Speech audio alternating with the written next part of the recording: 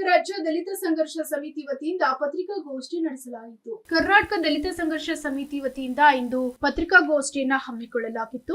Doctor B R. Ambedkar ಅವರ ವಿರಚಿತ ಸಂವಿಧಾನ ದೇಶ ಒಪ್ಪಿಕೊಂಡಿರುವ ಜೀವನ ವಿಧಾನ. ಆದರೆ ಇಲ್ಲಿ ಜಾತಿ ಧರ್ಮಗಳ ಹೆಸರಲ್ಲಿ ಕೆಲವು ಅಲಿಖಿತ ಅನಧಿಕೃತ ಸಂವಿಧಾನಗಳು ಜಾರಿಯಾಗ್ತಾ ಇವೆ. ನಾವು ವೈಜ್ಞಾನಿಕವಾಗಿ ಮುಂದುವರೆದ್ರು, ಶಿಕ್ಷಣ ಮತ್ತು ವಿಜ್ಞಾನದಲ್ಲಿ ಪ್ರಗತಿ ಸಾಧಿಸಿದ್ರು. ಇಲ್ಲಿ ಜಾತಿ ವ್ಯವಸ್ಥೆ ಜೀವಂತವಾಗಿದೆ. ಜಾತಿ ವ್ಯವಸ್ಥೆ ನಿರ್ಮೂಲನೆ ಮಾಡಬೇಕಾದ ಮನಸ್ಸುಗಳು, ಧರ್ಮಾಧಿಕಾರಿಗಳು, ರಾಜಕೀಯ ನಾಯಕರು ಜಾತಿ ವ್ಯವಸ್ಥೆ ಜೀವಂತ ಇರಲು ಪೋಷಕರಾಗಿದ್ದಾರೆ ಅಂತ ಹಾಗೂ ಇನ್ನಿತರ ವಿಷಯಗಳ ಕುರಿತು ಇಂದು ಪತ್ರಿಕಾಗೋಷ್ಠಿಯಲ್ಲಿ ಮಾತನಾಡಿದ್ದಾರೆ. 2012ರಲ್ಲಿ ಏನು ಈ ಮೊದಲಿದ್ದ ಏನು ಕಾನೂನುಗಳು ವಿಜಿಸಿಯಲ್ಲಿ ಇರ್ತಕ್ಕಂಥ ಕಾನೂನುಗಳು ಅವು ಏನಪ್ಪ ಅಂದ್ರೆ ಅಸಂಬದ್ಧವಾಗಿರ್ತಕ್ಕಂಥದ್ದು. ಅದು ಏನಪ್ಪ ಅಂದರೆ ಇವತ್ತು SC ST ಮತ್ತು OBCಗಳ ವಿದ್ಯಾರ್ಥಿಗಳ ಹಿತ ಕಾಪಾಡಲು ವಿಫಲ ಆಗಿರ್ತಕ್ಕಂಥದ್ದು. ಹೊಸ ಕಾನೂನುಗಳನ್ನು ರೂಪಿಸಬೇಕಂತಕ್ಕಂಥ ಅಭಿಪ್ರಾಯ ಪಟ್ಟಿರ್ತಕ್ಕಂಥ ಸರ್ವೋಚ್ಚ ನ್ಯಾಯಾಲಯ ಈಗೇನಪ್ಪ ಅಂದರೆ 2026 ಏನು ಹೊಸ ಕಾಯ್ದೆಗೆ ಏನಪ್ಪ ಅಂದರೆ ಇವತ್ತು ತಡೆಯಾಜ್ಞೆ ನೀಡಿರ್ತಕ್ಕಂಥದ್ದು. ಇದರಲ್ಲಿ ಏನಂತಂದರೆ ವಿಶೇಷವಾಗಿ ಇದು ವಿಶ್ವವಿದ್ಯಾಲಯ ಹಣಕಾಸಿನ ಆಯೋಗ ಏನಪ್ಪ ಅಂದರೆ ಇದು ಒಂದು ಮಾನ್ಯತೆ ಪಡೆದಿರ್ತಕ್ಕಂಥ ಒಂದು ಸಂಸ್ಥೆ. ಇದು ಈ ಸಂಸ್ಥೆ ಏನಪ್ಪ ಅಂದರೆ ಹೊಸ ಕಾನೂನು ಏನು ಜಾರಿಗೆ ತಂದಿರತಕ್ಕಂಥದ್ದು UGCಗೆ ಏನಪ್ಪ ಅಂದರೆ ನಾವು ಥ್ಯಾಂಕ್ಸ್ ಹೇಳಬೇಕು. UGCಗೆ ಏನಪ್ಪ ಅಂದರೆ ನಾವು ಕೃತಜ್ಞ ಸಲ್ಲಿಸಬೇಕು. ಇದನ್ನೇನಪ್ಪ ಅಂದರೆ ಜಾರಿ ಮಾಡಿದ ಹಾಗೆ ಇಲ್ಲಿರ್ತಕ್ಕಂಥ ಕೇಂದ್ರ ಸರ್ಕಾರ, BJP ಸರ್ಕಾರ, ವಿಶೇಷವಾಗಿ RSS ಈ ಏನಪ್ಪ ಅಂದರೆ ಜನರಲ್ ಕೆಟಗರಿಯ ವಿದ್ಯಾರ್ಥಿಗಳಿಗೆ ಏನಪ್ಪ ಅಂದರೆ ಪ್ರಚೋದನೆ ಮಾಡಿ ಏನಪ್ಪ ಅಂದರೆ ಇದನ್ನು ರದ್ದುಪಡಿಸಲಿಕ್ಕೆ ಏನಪ್ಪ ಅಂದರೆ ಇವತ್ತು ಕುತಂತ್ರ ಮಾಡಿರ್ತಕ್ಕಂಥದ್ದು.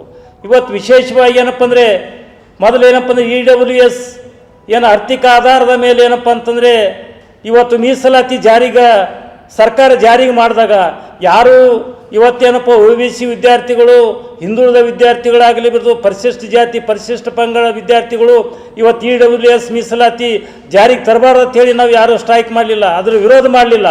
ಆದರೆ ಮಂಡಲ್ ವರದಿ ಜಾರಿಗೆ ಬರ್ತಕ್ಕಂಥ ನಿಟ್ಟಿನಾಗ ಏನಪ್ಪ ಅಂದರೆ ಇವತ್ತು ದೇಶದಲ್ಲಿ ನೋಡ್ತಕ್ಕಂಥ ನಾವು ಹಲವಾರದ ಚರಿತ್ರೆ ತೆಗೆದು ನೋಡಿದಾಗ ಯಾರು ವಿರೋಧ ಮಾಡಿದ್ರು ಅಂತಕ್ಕಂಥದ್ದು ಇವತ್ತು ನಮ್ಮ ಕಣ್ಣೆದುರಿಗಿದ್ದೀವಿ.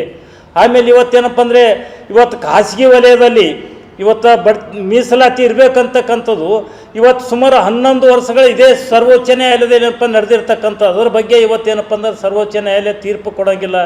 ಆದರೆ ಇವತ್ತೇನಪ್ಪ ಅಂದರೆ EWS ಆಗಿರ್ಬೋದು ಅಥವಾ ಏನಪ್ಪ ಅಂತಂದರೆ ಇದು UGC 26 ಆಕ್ಟ್ ಆಗಿರ್ಬೋದು, ಇದಕ್ಕೇನಪ್ಪ ಅಂದ್ರೆ ತ್ವರಿತವಾಗಿರ್ತಕ್ಕಂಥದ್ದು ಆದೇಶ ಸರ್ವೋಚ್ಚ ನ್ಯಾಯಾಲಯ ಕೊಡ್ತಕ್ಕಂಥದ್ದು.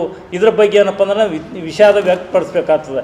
ಇವತ್ತು ನಾವು ದೇಶದಲ್ಲಿ ಇವತ್ತೇನು ಕೇಂದ್ರೀಯ ವಿಶ್ವವಿದ್ಯಾಲಯ 56 ವಿಶ್ವವಿದ್ಯಾಲಯಗಳಲ್ಲಿ ಒಬ್ಬ ಏನಪ್ಪ ಅಂದರೆ VC ಆಗಿರ್ತಕ್ಕಂಥವ್ರು ಪರಿಶಿಷ್ಟ ಜಾತಿಯು, ಪರಿಶಿಷ್ಟ ಪಂಗಡದ ಏನಪ್ಪ ಅಂದರೆ ಒಬ್ಬ VC ಆಗಿರ್ತಕ್ಕಂಥದ್ದು.